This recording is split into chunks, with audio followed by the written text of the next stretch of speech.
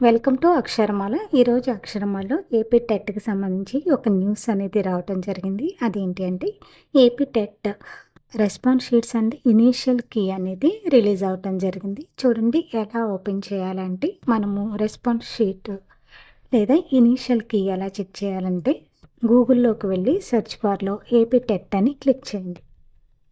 AP TET 2026 అని click చేసి enter కొట్టండి. ఎంటర్ కొట్టగానే చూడండి ఫస్ట్ సైట్ మనకి ఏపీ టెట్ ఇది ఉంది కదా! దీని మీద క్లిక్ చేయండి.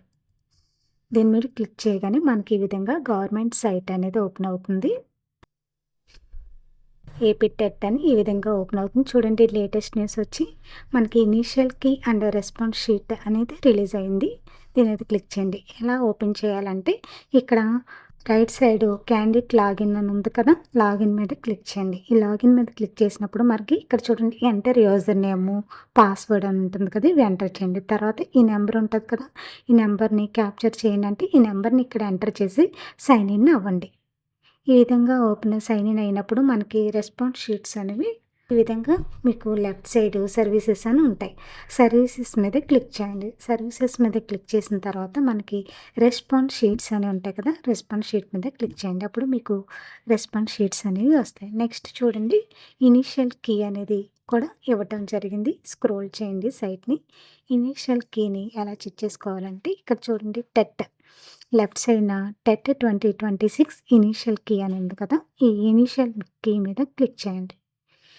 తర్వాత ఏపీ టెట్ 2026 ఆన్సర్ కీ ఇక్కడ క్లిక్ హియర్ అని ఉంది కదా! ఇలా క్లిక్ చేసి మీరు చూడండి ఏ తారీఖున రాసారో ఆ తారీఖున ఉన్నటువంటి ఇనీషియల్ కీని ఇలా క్లిక్ చేశారనుకోండి మీకు ఈ విధంగా ఓపెన్ అవుతుంది. మీరు అప్పుడు చెక్ చేసుకోవచ్చు. ఒకవేళ ఎస్‌సీటీ అయితే ఎస్‌సీటీ అని చెక్ చేసుకోండి.